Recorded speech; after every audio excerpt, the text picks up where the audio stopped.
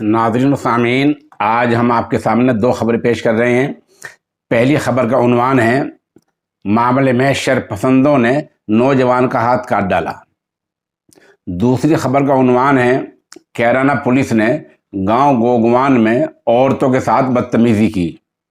Social India news के दफ्तर में आज ये पुलिस जुल्म के दो मामले पहुंचे हैं। एक मामला मगरबी उत्तर प्रदेश के ज़िला शामली के गांव गोगवान का है और दूसरा मामला ज़िला सहारनपुर के कस्बा नानोता में हुआ है।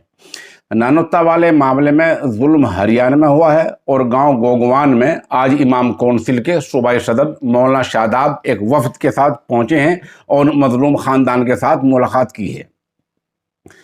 मुलाकात के बाद मौलाना शादाब ने सोशल इंडिया न्यूज़ को बताया कि पुलिस कप्तान से हमें इंसाफ की उम्मीद है, इंसाफ नहीं मिलता है तो इस जुल्म के खिलाफ आवाज़ बुलंद की जाएगी, तहरीक चलाई जाएगी और कानून के दायरे में रहकर धरने दिया जाएगा और मुजाहरा किया जाएगा। पर इस बयान में मौलाना शादाब का कहना है कि गांव के डॉक्टर गुफरान के घर में 2 दर्जन पुलिस वाले आते हैं। डॉक्टर गुफरान के न मिलने पर घरों की औरतों के साथ मारपीट करने लग जाते हैं, बदतमीजी करने लग जाते हैं। हम इस जुल्म की सख्त अल्फाज में मजम्मत करते हैं।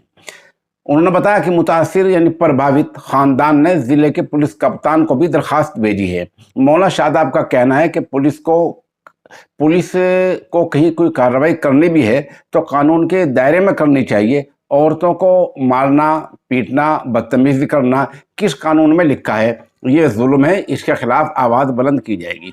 दूसरा मामला नानोते का है, जहां अखलाक पड़ोसी सूबा हरियाणा के शहर पानीपत में काम देखने के लिए गया हुआ था कि 4-5 किस्म के ओबाश किस्म के लड़कों ने उसको बुरी तरह मारा पीटा।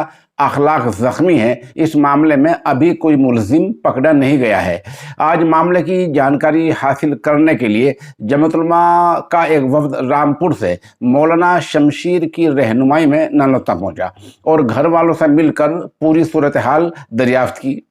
वफद में शरीक मुफ्ती मोहम्मद आरिफ मज़ाहिरी ने कहा, ये नफ़रत भरा माहौल है, इसके इज़ाले इसको ख़त्म करने की ज़रूरत है। इस वफद में कारी शौकीन, मौलाना फुरकान, हाजी जुनैद, कारी अब्दुर्रहमान सिद्दीकी, कारी साबिर वगैरह शामिल रहे। बहरहाल ये 2 खबरें हैं और दोनों जो हैं वो पुलिस के जुल्म की हैं।